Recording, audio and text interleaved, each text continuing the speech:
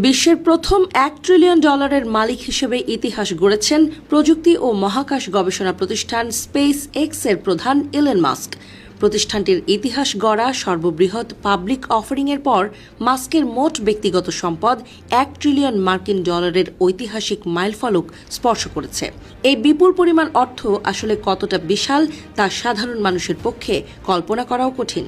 বর্তমানে বিশ্বের জনসংখ্যা প্রায় 820 কোটি, অর্থাৎ একজন ব্যক্তির একক সম্পদ দিয়ে পুরো পৃথিবীর প্রতিটি মানুষের পকেটে এক ধাক্কায় মোটা অঙ্কের টাকা গুঁজে দেওয়া সম্ভব। নগদ অর্থের হিসেবে এই $1 ট্রিলিয়ন কথা চিন্তা করলে মাথা ঘুরে যাওয়ার জোগাড় হবে। এই পরিমাণ $1 নগদ নোট যদি একটার পর একটা পরপর সাজানো হয়, তবে সেই লাইনটির দৈর্ঘ্য প্রায় 15,60,00,000 কিলোমিটার বা 9,70,00,000 মাইল ছাড়িয়ে যাবে।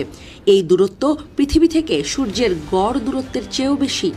এমনকি এই টাকার লাইন দিয়ে পুরো চাঁদকে 200 বারেরও বেশি পেঁচিয়ে ফেলা সম্ভব।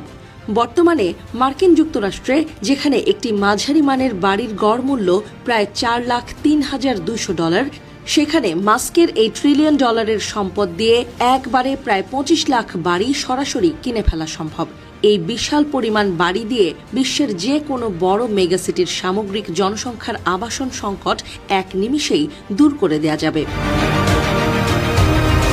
এছাড়া ইলন মাস্কের নিজের জন্মভূমি দক্ষিণ আফ্রিকার বার্ষিক অর্থনীতির আকার প্রায় $480 বিলিয়ন।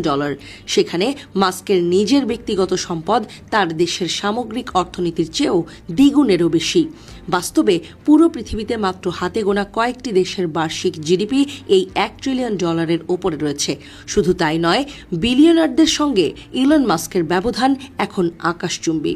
বিশ্বখ্যাত ধনকুবের Larry Page, Sergey Brin, Jeff Bezos এবং ল্যারি এলিসনের মতো 4 জন ধনকুবেরের সমস্ত ব্যক্তিগত সম্পদ একত্রিত করলেও তা ইলন মাস্কের একক সম্পদের প্রায় কাছাকাছি পৌঁছাবে মাত্র।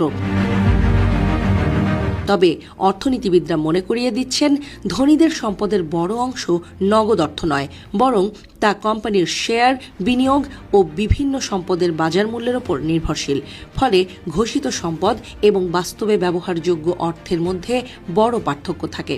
ইলন মাস্কের এই বিপুল সম্পদ বিশ্ব অর্থনীতিতে ব্যক্তিগত সম্পদের ক্রমবর্ধমান কেন্দ্রীভবন এবং প্রযুক্তি খাতের প্রভাব বৃদ্ধির একটি গুরুত্বপূর্ণ উদাহরণ হিসেবে দেখা হচ্ছে।